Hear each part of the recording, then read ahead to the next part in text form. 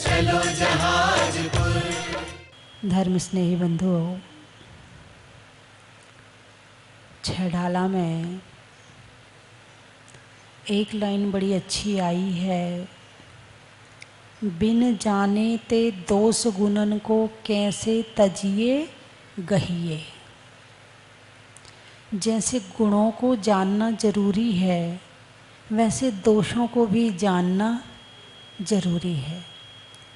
यदि आपने दोषों को नहीं जाना तो छोड़ोगे कैसे? वर्तमान समय में दोषों को गुण माना जा रहा है ना? अरे बोलिए ना, है? आजकल के समय में दोष जो है वो फैशन बन गए हैं। जैसे शराब पीना गुण है कि दोष है? अरे बोलिए ना, गुण है कि दोष है? दोष है, लेकिन आजकल फैशन है। दोष को फैशन बना दी है कि जो शराब नहीं पीता इसका मतलब वो क्या कहते हैं, एजुकेटेड नहीं है। आजकल का कल्चर उसी में ही है। उसका प्रचार हो रहा है। कैसे प्रचार होता है शराब का? ये दिखाया जाता कि सुंदर सुंदर लोग शराब पी रहे हैं, ऐड दी जाती है, पिक्चर में दिखाया जाता है, देखो जब ये पी सकते हैं तो तुम क्यों नहीं पी सकते हो? अरे देखो क्या बात है भाई, जो हीरो है जब वो शराब पी सकता है तो हम क्यों नहीं पी सकते हैं? ऐसा पूरा ऐड दिया जाता है और ये दिखाया जाता है कि शराब पीने वाला बड़ा खुश है, बहुत अच्छा है। शराब नहीं पीता वो खराब है, जो शराब पीता है वो अच्छा है। यानी दोषों को गुण जैसे बना करके दिखाया जाता है। और फिर जो अज्ञानी है उसे तो ये पता ही नहीं है कि दोष क्या है और गुण क्या है। एक बार कुछ बच्चे थे, करीब 16-17 साल के बच्चे थे, 5-7 लड़के थे। तो उनसे पूछा तुमने शराब पी? बोले पी। कितने साल के बच्चे? हाँ, 15 से 17 साल के 5-7 लड़के थे। भाई तुमने शराब क्यों पी? बोले रोज़ रोज़ टीवी में ऐड आता है, एक बार हमने सोचा हम भी तो पी के देखें। तो हम लोगों ने एक छोटी सी बोतल खरीदी, 5-7 लड़कों ने मिल कर के, और फिर शराब पी एक एक ढक्कन कि देखो कैसी लगती है। बात समझ में आएगी? यानी ऐड जो टीवी में दी जाती है वो खाली नहीं जाती है। यदि एक बार ऐड आती है तो कुछ प्रतिशत लोग तो उससे प्रभावित हो ही जाते हैं और वो चीज़ शुरू कर देते हैं। यानी ऐड के माध्यम से सामान ना बिके तो लोग ऐड में अपना पैसा खर्च ना करें, क्योंकि सामान ही नहीं बिक रहा है। सामान बिक रहा है इसलिए ऐड के लाखों रुपए देते हैं। तो दोषों को गुण बनाया जा रहा है, दोषों को गुण बना के दिखाया जाता है और फिर उसे बेचा जाता है।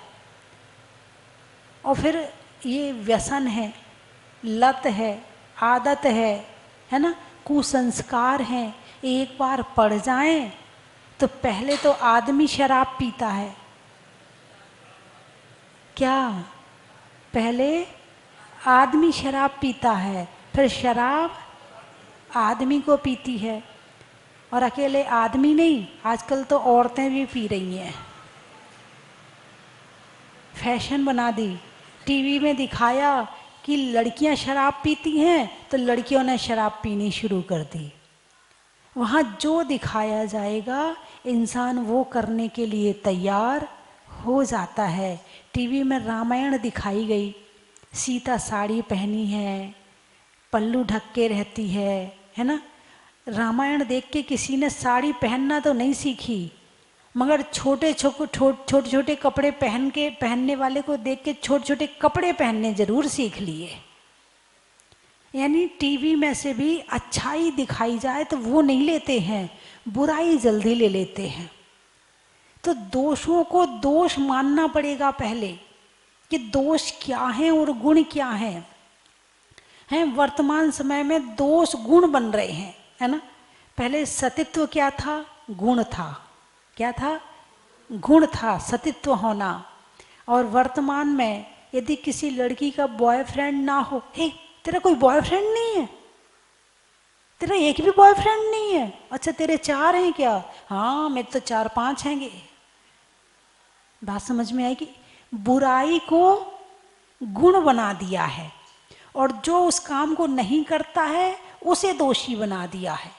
अब कोई व्यक्ति रोज मंदिर जाए, कोई लड़का रोज मंदिर जाए, पूजा करे, भक्ति करे, जाप करे, प्रवचन सुने, माला फेरे, आहार दान दे, चौका लगाए, साधुओं की सेवा करे, ये तो भगत है, भगत पुजारी।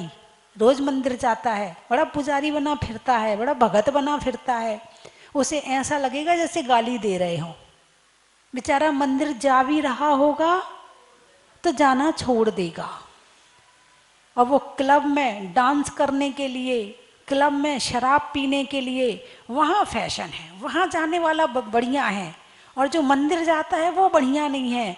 ये आजकल का कल्चर हो गया है कि दोषों को गुण मान लिया है। फिर बाद में भले बीमार होते रहें, परेशान होते रहें, दुखी होते रहें, अंदर ही अंदर घुटते रहें, अंदर ही अंदर परेशान होते रहें, फिर चाहे होते रहेंगे, लेकिन जैसा सब कर रहे हैं वैसा हमें करना है, वैसा हमें बनना है। हमें कैसा बनना है ये हमारे हाथ में नहीं है, हमारे मन पर नहीं है, ये हमारे भाव नहीं है। जैसा सब कर रहे हैं वैसा हमें बनना है। और जबकि मैं हूँ और तू है, तुम अलग हो, मैं अलग हूँ। तुम्हारा शरीर अलग है, मेरा शरीर अलग है। तुम्हारा आत्मा अलग है, मेरी आत्मा अलग है। तुम्हारे भाव अलग हैं, मेरे भाव अलग हैं। मैं तुम्हारे जैसे कैसे बन सकता हूँ? मैं नहीं बन सकता हूँ। यदि गुलाब का फूल कोई बनना चाहे, गेंदा का फूल कहे कि मुझे गुलाब का फूल बनना है, तो क्या बन जाएगा? उसमें कलर वलर पोत के बनाना चाहो, नहीं बनेगा, नकली हो जाएगा, है। ऐसे ही गुलाब गुलाब है और गेंदा गेंदा है। ऐसे हर व्यक्ति अलग अलग है, उसके विचार अलग हैं, उसके शरीर का जो एक गुण है, जो एक उसका स्वभाव है वो अलग है। हर व्यक्ति का अलग अलग है। लेकिन हर व्यक्ति हीरो हीरोइन बनना चाहता है। शादियों में जाते हैं, बिल्कुल कैसे बन के जाते हैं? बिल्कुल हीरो हीरोइन बन के जाते हैं। सर्दी का मौसम है, ठंड बहुत पड़ रही है, अब तो आ रही है ठंड, और शादियों का सीजन भी आ रहा है। बनियान नहीं पहनना है, शॉल नहीं ओढ़ना है, शॉल कंधे पे पड़ी रहेगी, वहाँ से आके चाहे बीमार हो जाएं वो स्वीकार है, मगर फैशन पूरी चाहिए, फैशन में कमी नहीं होनी चाहिए, हैं। तो दोषों को गुण मान रहे हैं वर्तमान में, और दोषों का प्रचार बाजा बजा के किया जा रहा है, गा के किया जा रहा है, नाच के किया जा रहा है, कूद के किया जा रहा है। यानी दोषों का प्रचार इतना हो रहा है कि गुण विचारे दब गए हैं। घर घर लंका, घर घर रावण, इनमें राम कहाँ से आए, और घर घर कंस पैदा हो गए, अब घनश्याम कहाँ से आए, हैं। यानी कि पहले के समय में जो चीजें गुण मानी जाती थी, आज वो क्या कहते, यदि एक बहन जी बोली क्या करें, सूट तो पहनना पड़ता है ना, मजबूरी है पहनने की, नहीं पहनेंगे तो लोग कहेंगे बैकवर्ड। क्या कहेंगे? हाँ, ये पुराने जमाने की है, हैं। देखो साड़ी पहन के चली आई, ये तो बैकवर्ड है। बोलिए हाँ या ना? तो तुमने किसके लिए सूट पहना? अपनी खुशी के लिए या दूसरों को दिखाने के लिए? तुम्हारी खुशी किस में है? साड़ी पहनने में। और तुमने दूसरे की खुशी के लिए, दूसरों को दिखाने के लिए तुमने सूट पहन लिया, तो तुमने अपने मन को तो मार दिया ना, तुमने अपनी खुशी को तो मार दिया ना। तुम्हें जो अच्छा लगता था तुमने वो तो छोड़ दिया ना, तुमने केवल दिखाने के लिए काम किया है। यानी आज का इंसान अपने लिए नहीं जी रहा है, दूसरों के लिए जी रहा है। दूसरे जैसा करेंगे हमें वैसा करना है, ऐसा विचार करके इंसान अपनी जिंदगी को खत्म कर देता है। जैसा टीवी में खा रहे हैं वैसा हम खाएंगे। उसमें खाते हैं वो लंबे लंबे नूडल्स, मैगी, चीज, पास्ता, पिज़्ज़ा, बर्गर हैं, वो जो खा रहे हैं वो चीज़ अच्छी है। मेरे घर में जो चीज़ बनती है वो अच्छी नहीं है। अभी कोई कहीं पढ़ा था मैंने कि बोले चॉकलेट के नाम पे मीठा हो जाए, मीठे के नाम पे चॉकलेट हो जाए। ऐसी कोई ऐड आ रही है क्या? हाँ, किसी ने व्यंग्य किया है कि ये क्या है, बोले मीठा, बोले कुछ मीठा हो जाए तो वो चॉकलेट पकड़ा देते हैं। ऐसा कुछ है क्या? है, बोले मीठा हो जाए तो चॉकलेट पकड़ा देते हैं। अब हमारे यहाँ जलेबी है मीठी, पेड़ा है मीठा, है मिठाई है मीठी, और रस भरी है, और क्या क्या नाम होते मैं तो भूल ही जाती, मुझे नाम ही नहीं लेने पड़ते हैं खा लेती हूँ, नाम लेने की जरूरत नहीं पड़ती मुझे रसगुल्ला मीठा है, हैं, सारी मिठाइयाँ मीठी हैं, चाहे तुम्हारे काजू की हो, बादाम की हो, पिस्ता की हो, किसी की भी मिठाई सब मीठी हैं। हमारे भारत में ये चीज़ मीठा माना जाता है, हमारे यहाँ चॉकलेट मीठी नहीं मानी जाती है, मगर उसमें दिखाया जा रहा है, ऐड में दिखाया जा रहा है कुछ मीठा हो जाए तो चॉकलेट पकड़ा दी, तो तुमने चॉकलेट खा ली। और अपने यहाँ के मीठे, मुझे जलेबी अच्छी नहीं लगती है, मुझे ये अच्छा नहीं लगता, तुमने अपने यहाँ की चीज़ों का तिरस्कार कर दिया और विदेश से आई चीज़ों का सम्मान कर दिया। यानी क्या जिंदगी जी रहा है आज का आदमी। आज के आदमी की अपनी पर्सनल लाइफ खत्म, पर्सनल जिंदगी खत्म उसकी अपनी। केवल जो टीवी में दिखाया जाए वो पहनेगा, जो उसमें दिखाया जाए वो खाएगा, जैसे उसमें बाल बनाए जाएं वैसे बाल बनाएगा, जो उसमें बाल खोले जाएं तो तुम्हारे बाल भी खुल जाएंगे, उसमें कोई मुंडन करवा ले तो तुम्हारा मुंडन भी, हाँ हाँ बिल्कुल सही है, तो तुम्हारा मुंडन भी हो जाएगा, उसमें दाढ़ी बढ़ेगी तो तुम्हारी दाढ़ी भी बढ़ जाएगी, उसमें जो कुछ उसमें किया जा रहा है बस वो ही हो रहा है। इंसान की अपनी पर्सनल जिंदगी खत्म हो गई कि उसे कौन सा रंग पसंद है, खत्म। आजकल ये वाला कलर बहुत चल रहा, फैशन में ये वाला कलर बहुत है, चल इस बार ना जाऊंगी तो यही वाले कपड़े खरीद के लाऊंगी, इस बार यही वाली साड़ी खरीद के लाऊंगी, इसी कलर की। तुम्हें पसंद क्या है वो नहीं, फैशन में कौन सी चल रही है वो मिल जाए। बंधुओं, पंडित दौलत राम जी छह ढाला में कहते हैं, बिन जाने ते दोष गुणन को कैसे तजिए गहिए। दोषों का प्रचार चला तो दोष इकट्ठे करने शुरू कर दिए, हमें पता ही नहीं है कि दोष क्या है और गुण क्या है।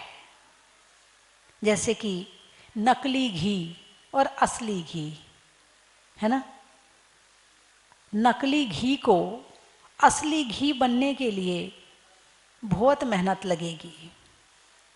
पहली बात तो दिखने के लिए मेहनत लगेगी कि असली जैसा दिखना है, फिर असली जैसी खुशबू के लिए उसमें सेंट डालना पड़ेगा क्योंकि वो असली नहीं है, इसलिए ऊपर से उसमें सेंट डालना पड़ेगा, घी की खुशबू वाला आजकल हो रहा है ना। और फिर उसके बाद में थोड़ा बहुत चिकना भी होना पड़ेगा, यानी नकली घी को असली घी बनने में मेहनत लगेगी। और असली को असली कोई भी मेहनत नहीं, असली तो असली है, जैसा है वैसा है, उसको कहीं कुछ करने की जरूरत नहीं है। ऐसे ही वर्तमान में इंसान को अच्छा बनने के लिए, अच्छा है नहीं, अच्छा दिखना चाहता है, सुंदर है नहीं, अरे बोलिए ना, सुंदर दिखना चाहता है। ब्यूटी पार्लर में जाओ, मिनट में सुंदर बना देंगे, घिसाई करी, लिपाई करी, पुताई करी, बाल उड़ाए, लो सुंदर बन गए। सुंदर बनने के लिए आजकल सुंदर होने की जरूरत नहीं है, सुंदर दिखने के लिए सुंदर होने की जरूरत नहीं है। ब्यूटी पार्लर किस लिए खुला है तो ब्यूटी पार्लर। एक बहन जी बोली, वो अपना ब्यूटी पार्लर चलाती थी, बोली मेरे पैरों को साफ करने वाली लड़की की सगाई हो गई। अच्छा भाई कैसे हो गई? बोले मैंने उसके पैर इतने सुंदर कर दिए, ये क्रीम लगाई वो क्रीम लगाई, इससे साफ किया उससे साफ किया, उसके पैर इतने सुंदर हो गए कि उसकी सास ने उसके पैर देखी और फाइनल कर दी लड़की बहुत अच्छी है, इस यही मेरे घर की बहू बनेगी। भाई पहले के समय में ये कहा जाता था कि शक्ल देख के नहीं, पाँव देख के शादी होती है। अभी कुछ लोग पुराने आज भी हैं जो पैर देखते हैं, है ना। हाँ, पहले पाँव देखते थे कि पाँव कैसा है, पाँव सुहावना है कि नहीं है। यदि पाँव सुहावना नहीं है तो लड़की घर में टिकने वाली नहीं है। तो बोले मेरे पैर धोई हुई लड़की ना, उसकी सगाई हो गई।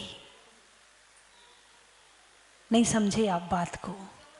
हैं, नकली को असली बना, असली दिखा करके और काम निपटा दिया। अब बाद में भुगतते रहेंगे, जो होगा सो देखा जाएगा। बंधुओं, आजकल लड़की भी देखने जाते हो तो लड़की थोड़ी दिखती है, जैसी होती है वैसी थोड़ी दिखती है। कैसी दिखती है? जैसी नहीं होती है। अब क्या देखोगे तुम बताओ? वो ब्यूटी पार्लर होके अभी अभी आई है, अभी अभी चेहरा चमका के आई है, और चमकता हुआ चेहरा तो किसी भी कलर का हो अच्छा लगता है।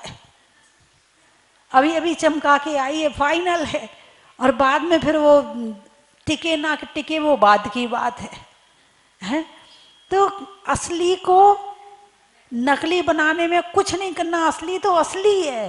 लेकिन नकली को असली बनाने का काम आजकल बहुत बुद्धिमान लोग पैदा हो रहे हैं, बहुत होशियार लोग पैदा हो रहे हैं। यहाँ असली नोट छप नहीं पाते कि उसके पहले नकली छप जाते हैं। नकली काम बहुत हो रहा। भोजन करने बैठा तो भोजन नकली निकला, दूध पीने बैठा तो दूध नकली निकला, और दुनिया से परेशान होकर जहर खा के सोया तो जहर नकली निकला। और इसी खुशी में खाई मिठाई मैंने तो मर गया। इसी खुशी में कि मैं बच गया, इसी खुशी में मैंने मिठाई खाई तो मर गया। यहाँ आजकल हर चीज नकली हो रही है। सामने वाले को देखकर तुम ये पता नहीं लगा सकते कि सामने वाले के मन में तुम्हारे प्रति क्या विचार हैं। चार जने बैठकर बात कर रहे हैं यार वो तो इतना खराब है, उसने तो ऐसा किया, उसने तो ऐसा किया, उसके साथ हम ऐसा कर देंगे, हम ऐसा कर देंगे, बात कर रहे हैं। और यदि वो सामने आके खड़ा हो जाए तो क्या कहते हो? अरे तेरी उम्र बहुत लंबी है। बस तेरी बात कर रहे थे हम लोग, तो बस तुझे ही याद कर रहे थे। तुम ये पता नहीं लगा सकते कि सामने वाला तुम्हारा दुश्मन है कि तुम्हारा मित्र है। इतना चेहरा नकली हो गया है कि इंसान को समझना बड़ा मुश्किल हो गया है। दो बातें हैं, एक तो हम सामने वाले के प्रति प्रकट नहीं करना चाहते कि हम तुम्हारे दुश्मन हैं कि मित्र हैं। एक सामने वाले को कष्ट ना हो इसलिए हम प्रकट नहीं करना चाहते। दोनों बातें हैं। भाई हमें गुस्सा तो आ रहा है, मगर फिर भी हमने अपने गुस्से को शांत किया और सामने वाले के साथ में अच्छा व्यवहार किया कि चलो मुझे गुस्सा आया ना, मन में आया ना, इसको यहीं ख़त्म कर दूं और सामने वाले से अच्छे से बात कर लूं। ये बात क्यों है? कि सामने वाले को कष्ट ना हो, इसलिए आपने अपने गुस्से को कम कर लिया, कलेश ना बढ़े, घर में लड़ाई पैदा ना हो, घर में परेशानी ना हो, तो आपने अपने गुस्से को काबू करके शांत कर लिया और सामने वाले से अच्छा व्यवहार कर लिया। इसमें उद्देश्य क्या है? और एक सामने वाले को के प्रति बुरे भाव तो हैं मगर बताना नहीं चाहते हो, इसमें भाव क्या है? कौन से वाले ठीक हैं? पहले वाले, है ना। सामने वाले के प्रति भाव, गुस्सा तो आया लेकिन कोई बात नहीं, चल गलती हो गई कोई बात नहीं, अपने आप को शांत कर लिया और सामने वाले पर गुस्सा नहीं किया तो मन का गुस्सा मन में ही निकल गया, वचन में नहीं आया। वचन में आ जाता तो कलेश हो जाता, खुद भी दुखी होते फिर दूसरों को भी दुखी होते। जैसे शीशा है, शीशा टूट जाए फिर समेटना बड़ा मुश्किल है, ऐसे मन का गुस्सा मुंह पर आ जाए और फिर सामने वाले का दिल टूट जाए तो उसे समेटना बड़ा मुश्किल है। इसलिए मन का गुस्सा मन में रख लिया और अपना को शांत करके फिर से अच्छे से व्यवहार कर लिया। एक तो बात ये है, और एक है मायाचारी। बुरे भाव तो हैं तेरे लिए, समय आएगा तो जरूर तेरे साथ गड़बड़ करेंगे, छोड़ेंगे नहीं तेरे को, लेकिन अभी रुक जा, अभी अभी नहीं बता रहे तुझे कि हम तेरे मित्र हैं कि तेरे शत्रु हैं। दोनों में जमीन आसमान का अंतर है। और एक दोहा आता है तुलसीदास जी का, कि वो दोहा तो मुझे याद नहीं, उसके भाव याद है मुझे,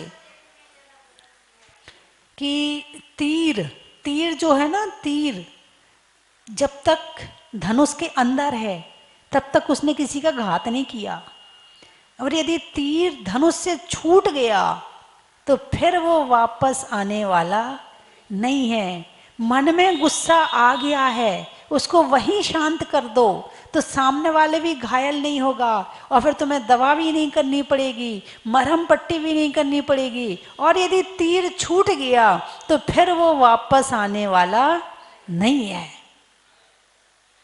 तो इसको कहते हैं संयम। इसे क्या कहते हैं? संयम। मन पर गुस्सा, मन में गुस्सा, वचन में गुस्सा, काया से गुस्सा। मन पर गुस्सा तो जो आपने मन में ही कर लिया वहीं खत्म कर दिया, दूसरा आपने वचन से किया फिर खत्म किया, और तीसरा आपने चांटे से मार मार के उसे, इस काया का गुस्सा। तो जिस ये जहां खत्म हो जाए इसको वहीं कंट्रोल कर लो। जहां कंट्रोल हो जाएगा तो आगे का मामला फिर बिगड़ेगा नहीं, वरना क्रोध की कोई सीमा नहीं है। जब गुस्सा आता है तो सामने वाले को ऐसा लगता है मार डालो। बोलिए हाँ या ना? सामने वाले पर जब गुस्सा आता है और जब ठंडा होता है तब, अरे मैंने ये क्या किया, मुझे ऐसा नहीं करना चाहिए था, बाद में पछताता है। पछताता कि नहीं? आप लोग पछताते कि नहीं पछताते? पछताते हो ना, गुस्सा करने के बाद में, और गुस्से को वहीं कंट्रोल कर लो तो पछताना ना पड़े।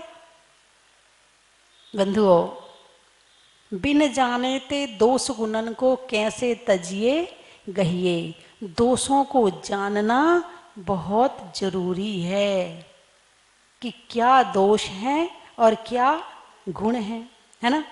अच्छा, किसके गुण को जाने? कहाँ रहते हैं गुण? अरे बोलिए ना। आत्मा में। कहाँ रहते हैं? आत्मा में। शरीर में गुण नहीं है क्या?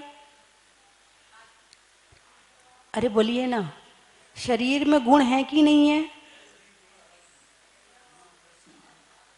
शरीर के गुण अलग हैं और आत्मा के गुण अलग हैं। आया समझ में? शरीर के गुण अलग हैं और आत्मा के गुण अलग हैं। मैं मोटा हूं, ये किसका गुण है?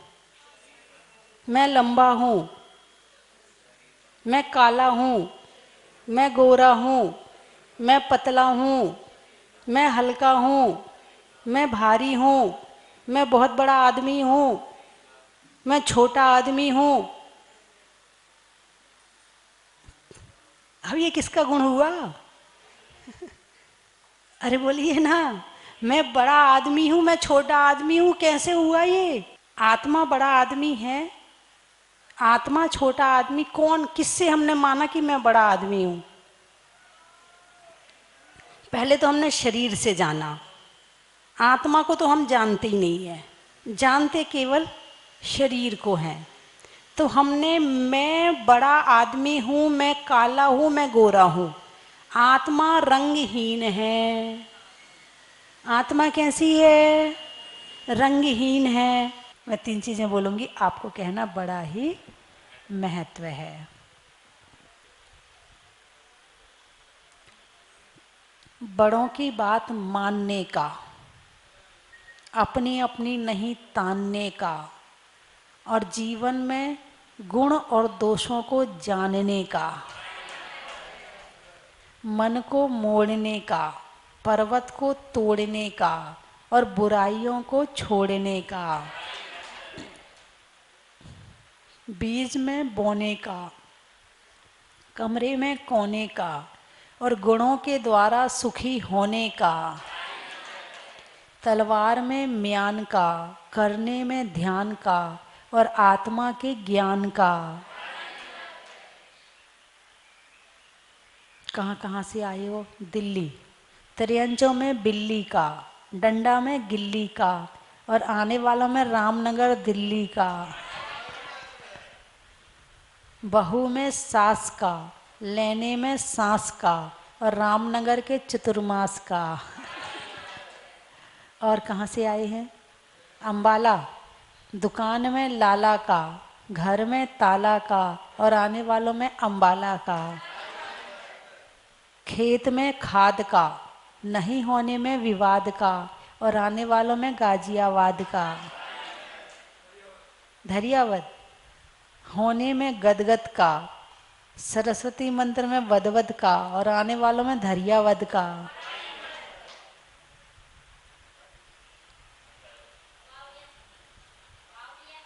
बावरिया सिटी। अच्छा।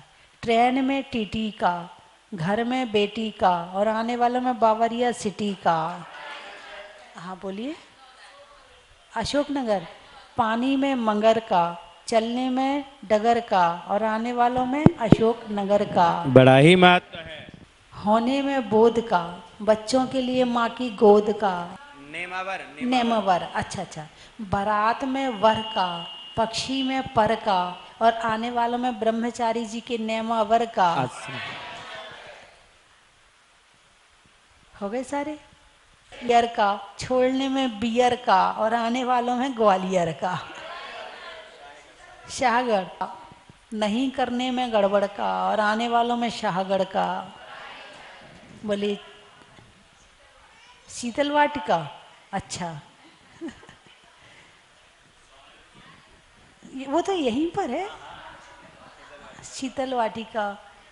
गाड़ी में चक्का का, अनाज में मक्का का, और आने वालों में शीतल वाटिका का। बड़ा ही महत्व है। बोलिए 24 भगवान की।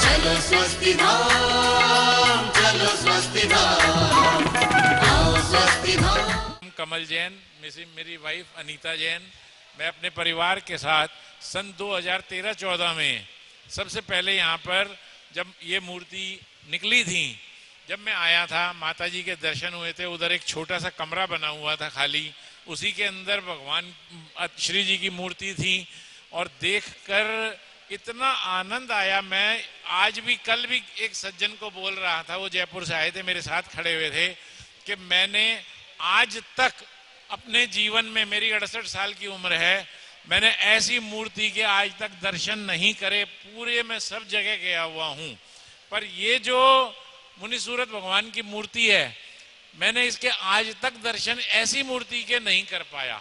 जो मैंने पहली बारी दर्शन किए, जब इसका रंग मैंने अपनी आंखों से देखा, एकदम बिल्कुल स्काई ब्लू, एकदम डार्क ब्लू इसका कलर था। आज मैं इसके दर्शन कर रहा हूँ, ये ब्लैक कलर है। तो ये बात बिल्कुल सर्वदा उचित है कि ये मूर्ति कलर बदलती है, इसमें कोई दो राय नहीं है। और इसका अतिशय, जितना इसका अतिशय है, मैं गाड़ी में आ रहा था कोटा से, मेरे साथ एक सज्जन थे, उन्होंने मेरे को बताया कि ऐसी मूर्ति है कि आपने कभी नहीं देखी होगी। और वास्तव में ये बात बिल्कुल उचित है कि ऐसी मूर्ति मैंने आज तक नहीं दर्शन की है। मेरा परम सौभाग्य, मैं दोबारा आया, भगवान से प्रार्थना करता हूँ कि मैं बार बार यहाँ पर आऊँ, दर्शन करूँ, और मुझे इतना आनंद आया। ये आज पूजा करके, भगवान का अभिषेक करके, शांति धारा करके बहुत ज़्यादा आनंद हुआ, बहुत ज़्यादा आनंद हुआ। कोटि कोटि धन्यवाद। माता जी के चरणों में बारंबार वंदना।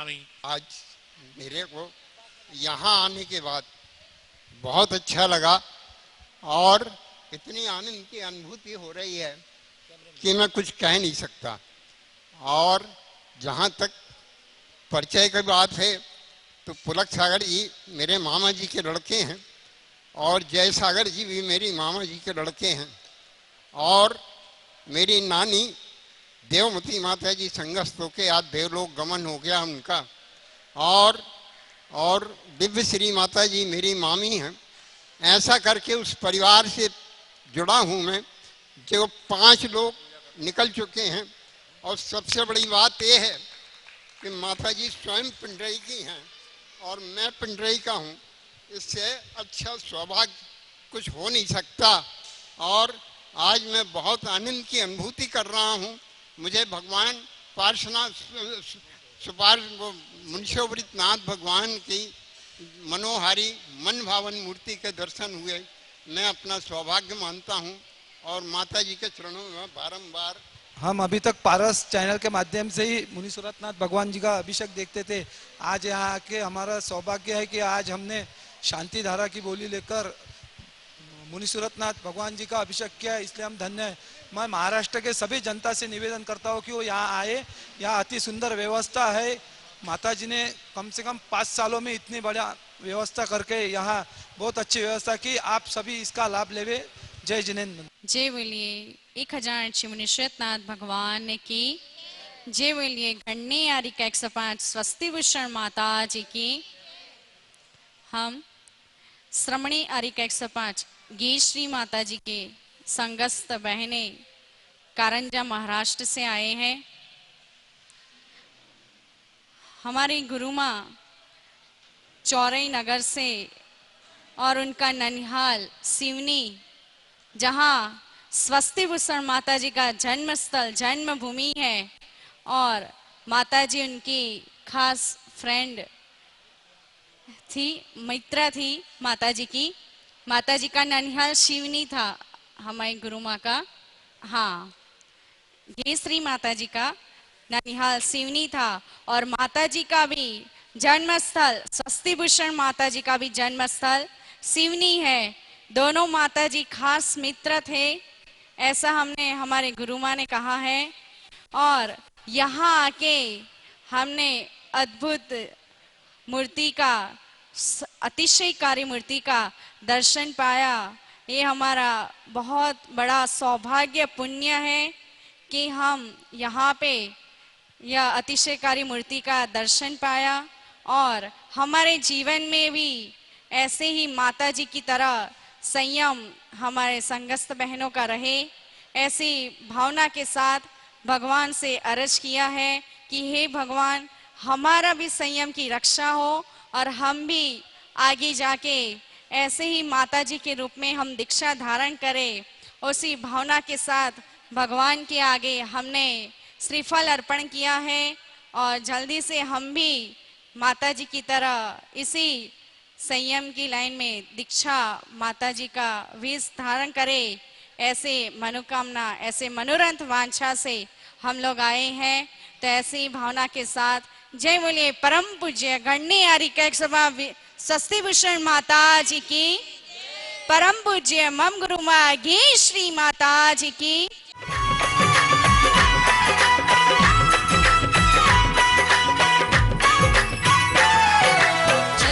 चलो स्वस्ति धाम, चलो स्वस्ति धाम, चलो स्वस्ति धाम, चलो स्वस्ति धाम, मन चाहे होते सारे काम, चलो स्वस्ति धाम, चलो स्वस्ति धाम।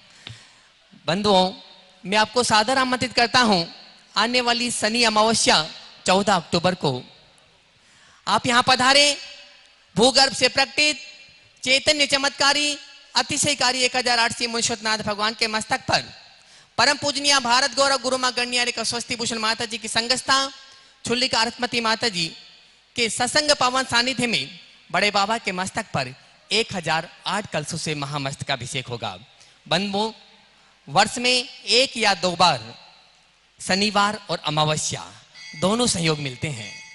महान पुण्य का उदय आता है, तब शनि अमावस्या के दिन मुनीश्वरनाथ भगवान के मस्तक पर अभिषेक शांति धारा का सौभाग्य मिलता है। तो बंधुओं, आपको कहीं भटकने की आवश्यकता नहीं है। आने वाली 14 अक्टूबर को जहाजपुर पधारे, भूगर्भ से प्रकटित बड़े बाबा के मस्तक पर अभिषेक करें, शांति धारा करें।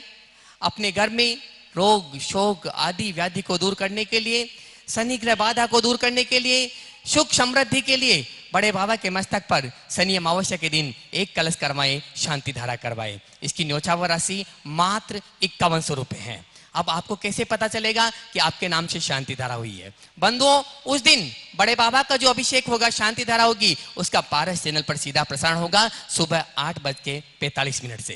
तो आप सभी, मैं तो चाहता हूं आप यहां पर आए, बड़े बाबा का अभिषेक करें, शांति धारा करें। लेकिन यदि आप नहीं आ सकते हैं तो अपने नाम से एक कलश शांति धारा करवा सकते हैं, जिसकी न्योछावर राशि मात्र 5100 रुपए है। आप अपनी सूचना स्वस्ति धाम पर दे सकते हैं। धन्यवाद। चन की थाल को सजाओ रे आज, रत्नों की थाल को भर लाओ रे आज।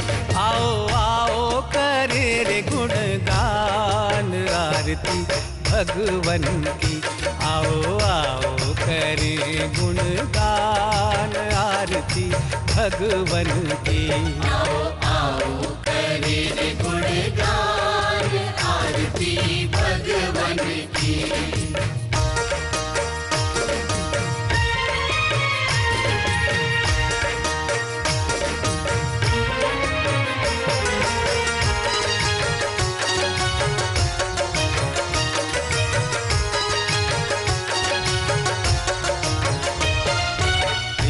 सुमित्र के राज दुलारे, माँ पद्मा जी के नैनों के तारे।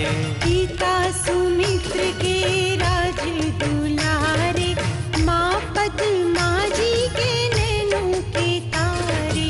राजगृही में जन्म लियो आप, राजगृही में जन्म लियो आप। आओ आओ मनाए खुशी।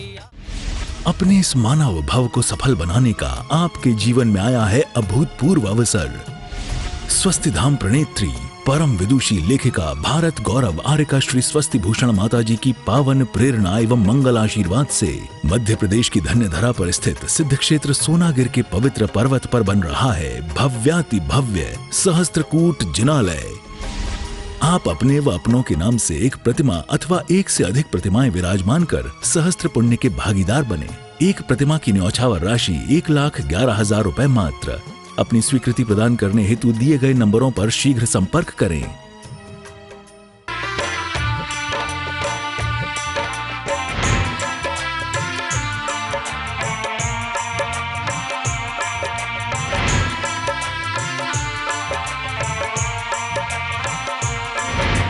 चलो रे चलो रे चलो, चलो रे चलो रे चलो, चलो जहाजपुर।